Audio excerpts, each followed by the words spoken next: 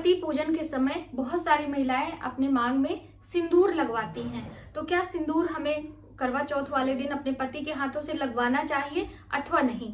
और पति के हाथों से आपको क्या उपहार लेना चाहिए, कैसे आपके सौभाग्य में वृद्धि आएगी और कैसे हम चंद्रदेव का पूजन करें। कई बहनों के ये प्रश्न थे कि पहले चंद्रदेव का पूजन करें कि पहले हम सासू माँ को बायना दें या फिर पति पूजन करें। इस तरह के बहुत सारे कंफ्यूजन है। तो उन सभी कंफ्यूजन को दूर करते हुए चंद्र पूजन विधि और पति पूजन विधि इस वीडियो में हम आपके साथ शेयर करेंगे। नमस्कार, वेलकम टू माय चैनल। मैं हूं मनीषा। दोस्तों, चंद्र पूजन की थाली हम देख लेते हैं। अगर आपके पास इस तरह से माला हो तो आप अपने पति को पहनाने के लिए एक माला जरूर रखें और अलग से कटोरी में हल्दी और कुमकुम घोल के रख ले, जिससे कि उनके मस्तक पर आपको तिलक करना होगा। ये हम चलनी रख लेंगे। तो थाली हम आपको दिखा रहे हैं कि आपने क्या क्या थाली में रखना है। तो यहाँ पर मैंने ये सारी चीजें रख ली हैं। पहले आपको एक थाली में स्वस्तिक बना ले, थोड़ा सा अक्षत छिड़क कर एक पात्र में जल रखेंगे जो कि हम चंद्र पूजन में इस्तेमाल करेंगे। ये है धूप बत्ती। यहाँ पर एक घी की बाती है, रुई की बाती हमने ली है और चंद्रदेव के पूजन में कुछ मिष्ठान हमने रख लिया है। और यहाँ पर ये है पान, सुपारी, लौंग, इलायची और ये है मौली के धागे जो कि हमें पति पूजन में पति के हाथों में बांधने के लिए चाहिए। चंद्रदेव के पूजन के लिए हल्दी, कुमकुम, अक्षत चाहिए और कुछ हमने पुष्प लिए हैं। और इसके बाद में पति के हाथों से लेने के लिए आपको श्रीफल लेना चाहिए। बहुत ही शुभ होता है, जैसे कि हम अपने सासू माँ को देते हैं, उनका आशीर्वाद लेते हैं। इसी तरीके से अपने पति के हाथों से कुछ दक्षिणा या फिर आपको ये श्रीफल या फिर अलग से कोई उपहार आपको लेना चाहिए। साथ ही आपको इस तरह से अपनी चलनी रख लेना है। अब बहुत सारी बहनों के यहाँ इस तरह से अलग से पात्र में जल देते हैं और कोई कोई लोग यहाँ करवा लेते हैं। तो हम आपको यहाँ पर दिखाना चाहेंगे।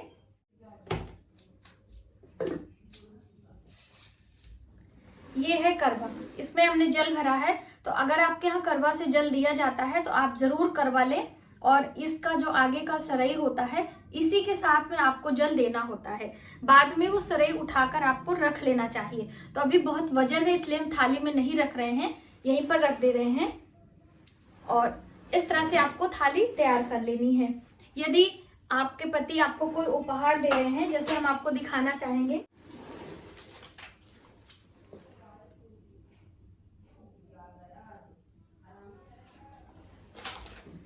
आपका दीपक जरूर जलते रहना चाहिए, इसलिए इस बात का आप ध्यान रखें और उसमें घी पर्याप्त मात्रा में आपको डाल के रखना है। और मेरे जन्मदिन पर हमारे पतिदेव ने हमें उपहार दिया था। तो देखिए, रोज रोज कोई उपहार नहीं देता है। तो जब भी आपको कोई उपहार इस तरह से उल्टा हो गया है, ये है दोस्तों उपहार जो कि हमारे जन्मदिन पर हमारे पतिदेव ने हमको दिया था। और मैंने आपको हरतालिका तीज में ही दिखाया था। तो कई बहनों ने कहा था कि मैडम आप एक बार फिर से दिखाइए। तो ये है उपहार। तो इस तरह से कोई उपहार यदि आपके पतिदेव दे रहे हैं तो आप जरूर ले लें, वरना आप कुछ उनके हाथों से दक्षिणा ले सकते हैं, चांदी का सिक्का ले सकते हैं। जो वो प्रेम से देते हैं आपको उन्हें सहर्ष स्वीकार करना है। सबसे अच्छा होता है पानी वाला नारियल। तो देखिए, अब आप लोग सोचेंगे कि ये श्रीफल यदि आपको आपके पतिदेव देंगे तो इसको क्या करना है। इसको आप तोड़कर अपने पतिदेव के हाथों से तोड़वा कर इसका जल चंद्रदेव के ऊपर आप छिड़कवा दीजिए और स्वयं पति पत्नी प्रसाद के रूप में इस नारियल को, श्रीफल को खा सकते हैं। ठीक है। कलश के नारियल को, जो कलश का नारियल होता है, उसे हमें जल प्रवाह करना होता है, लेकिन उपहार मिले नारियल को या फिर हम भेंट स्वरूप जो नारियल चढ़ाते हैं उसे तोड़कर खा सकते हैं। तो ये मैं पहले ही क्लियर कर दे रही हूँ, वरना आप लोग सवाल पूछेंगे कि दीदी इस नारियल का हमें क्या करना है। ठीक है। तो अब ये सारी आपकी पूजा की थाली तैयार हो गई है। दोस्तों, इस तरह से थाली लेकर आपको छत पे, बालकनी में, जहां से आपको चंद्रदेव दिख रहे हैं, बालकनी में, छत पे, आंगन में या फिर किसी पार्क में, मंदिर में आप जाकर चंद्रदेव को अर्घ देंगे। तो सबसे पहले आपको प्रणाम करना है मन में और फिर हम इस तरह से अक्षत चढ़ाएंगे, पुष्प चढ़ाएंगे, हल्दी, कुमकुम ऐसे दूर से आपको चंद्रदेव को चढ़ाना है। और इस तरह से ये जो जल है, इस जल से आपको इस तरह से देख लेना है। थोड़े से मिष्ठान, थोड़े से सब चीजें चंद्रदेव को चढ़ाकर अब हम चंद्रदेव के लिए जल बनाएंगे। तो जो लोग करवा से जल देते हैं वो अलग बात है, लेकिन हम लोगों के यहाँ अलग से कच्चे दूध का अर्घ बनाया जाता है जब भी चंद्र को जल देते हैं। तो ये है हमारा चांदी का पात्र खाली है, इसमें हम थोड़ा सा गाय का कच्चा दूध डालेंगे। ये मैंने फ्रिज में रखा हुआ था और इसे मैंने छन्नी से छाना था, देखिए ये। तो अगर आपके पास कच्चा दूध नहीं है तो सादे जल से भी आप चंद्र को अर्घ दे सकते हैं, लेकिन पके हुए दूध का इस्तेमाल आपको नहीं करना है, इस बात का आपने ध्यान रखना है। अब इसमें हमने ये दूर्वा घास थोड़ी सी ये उसमें डाला था पतिदेव के पूजन वाले में, इसमें से थोड़ा सा हम दूर्वा घास डालेंगे, थोड़े से अक्षत हम डालेंगे और थोड़ा सा मिष्ठान। तो अगर आपके पास कच्चा दूध नहीं है तो आप पेड़े भी ले सकते हैं। तो हम इसको यहाँ पर रखकर थोड़ी सी मिश्री निकालेंगे। 2 दाना मिश्री आपको मीठा जल बनाना है।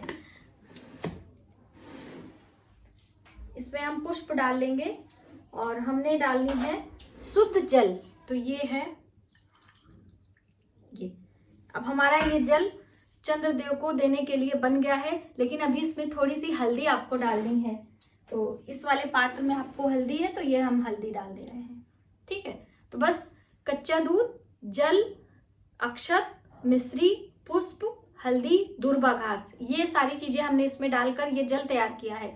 यदि आपने करवा से जल देना है तो जो आपने जल भरा है बस उसी को आपको जल दे देना चाहिए, ठीक है। अब चंद्र को हम जल ऐसे देंगे, यहीं पर बैठे बैठे हम आपको चंद्र को अर्घ दे रहे हैं।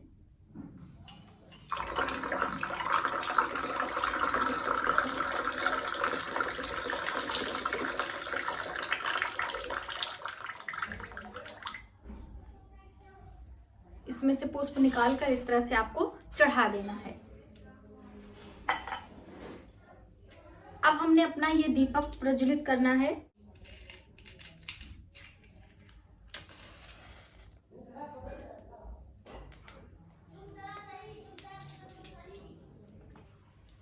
ये हमने दीपक जला लिया है।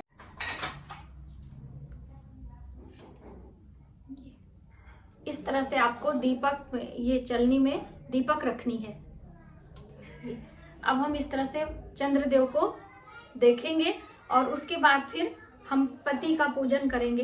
तो इसीलिए जब पहले आप पूजन कर लीजिए चंद्रदेव को, फिर हम चलनी से देखकर और ये जो दीपक है इस तरह से चंद्रदेव को आपको दिखा देनी है। दीपक को आपको बुझाना नहीं है, इस तरह फेंकना नहीं है। बहुत सारे लोग जो टीवी वगैरह में देखते हैं इस तरह से जल देकर और इस तरह से पीछे फेंकते हैं, तो कभी भी हमें दीपक बुझाना नहीं चाहिए। इसे आपको सुरक्षित वहीं कहीं ऊंचाई पर रख दें। जितनी देर इसमें घी तेल रहेगा वो जलेगा, उसके बाद स्वतः ही शांत हो जाएगा। दोस्तों, पति पूजन के लिए आपको अपने पति को सामने बिठा लेना है या खड़ा कर लेना है और दूर्वा घास से इस तरह से अक्षत थोड़ा सा छिड़काव करेंगे। फिर हमने हल्दी कुमकुम का तिलक करना है।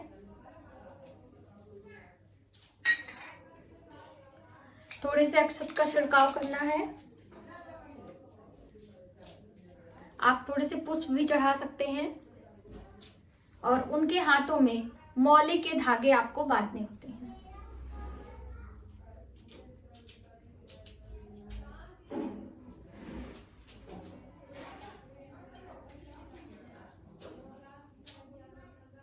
और एक मिठाई आप खिला दीजिए, जो आपने कुछ प्रसाद लेके गए थे चंद्रदेव के लिए, तो आप स्वयं खिला दीजिए।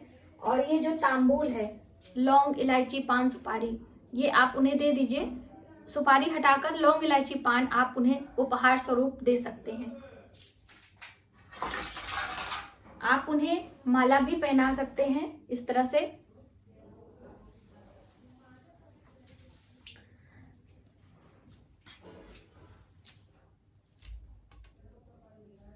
अब आपको इस तरह से पति को देखना है और इस दीपक से उनकी आरती करनी है और उसके बाद इस दीपक को सुरक्षित आपको रख देना है। पति से आपको कुछ उपहार ले लेना है, तो दक्षिणा और एक श्रीफल आपको उनके हाथों से अपने आंचल में ले लेना है। इस तरह से दक्षिणा आप ले लीजिए और ये श्रीफल बाद में पति पत्नी तोड़कर खा सकते हैं। यदि तुरंत तोड़ना चाहें तो तुरंत भी तोड़ सकते हैं, लेकिन बाद में तोड़ेंगे तो ज्यादा अच्छा रहेगा। इस तरह से आप अपने आंचल से अपने दोनों हाथों को क्रॉस करते हुए पति के चरण स्पर्श करेंगे। दोनों हाथों को क्रॉस करके जब हम किसी के चरण स्पर्श करते हैं तो उसकी ऊर्जा हम स्वयं लेते हैं। तो इस तरह से कभी गुरुजनों के, बड़े बुजुर्गों के आशीर्वाद आपको इसी तरह से लेना चाहिए। अपनी सासू माँ का भी इसी तरह से आपको आशीर्वाद लेना है। अब यहाँ पर चंद्रदेव का पूजन और पति का पूजन यहीं पर समाप्त होता है। आप अपने पति के हाथों से जल पी सकती हैं। जल पीने के लिए आपको अलग से पात्र लेना है। कोई भी भगवान जी का जो अर्घ देने का या आपके लोटा है, ये है, इससे आपको जल नहीं पीना चाहिए। अपने पानी पीने के लिए एक अलग से जल आपको लेना है। तो आराम से आप पति पूजन कर लें, उसके बाद जल पिए। तुरंत जैसे पिक्चर वगैरह में लोग देखते हैं कि पहले चांद को अर्घ दिया फिर ऐसे पति को देकर, ऐसे नहीं। आराम से सभी चीजें व्यवस्थित तरीके से करने के बाद, आशीर्वाद लेने के बाद आपने पानी पीना है। फिर आपको अपने सासू माँ का आशीर्वाद लेना है। सासू माँ को मैंने आपको बताया था शॉर्ट वीडियो में कि एक कोई साड़ी, कपड़ा, उपहार, कुछ श्रृंगार की सामग्री और कुछ दक्षिणा रखकर हल्का सा इस पे हल्दी कुमकुम का तिलक करके, अक्षत छिड़क करके उनकी गोदी में आपको रखना चाहिए और फिर उनका आशीर्वाद लेना चाहिए। यदि आपके ससुर जी नहीं हैं, जैसे किसी के ससुर जी नहीं हैं, तो वो सिर्फ दक्षिणा और कुछ फल, मिठाई जो आपने चढ़ाई है उसे भी आप ले सकते हो और उन्हें देकर उनका आशीर्वाद ले सकते हो। आपकी सासू माँ आपके साथ में नहीं रहती, गांव में है, तब आप कुछ दक्षिणा और श्रृंगार की सामग्री उनके लिए रख दीजिए, कुछ ड्राई फ्रूट्स वगैरह। तो जब आप जाएंगे तब आप उन्हें दे सकती हैं। किसी की सासू माँ नहीं होती हैं, तो ऐसे में क्या करना चाहिए?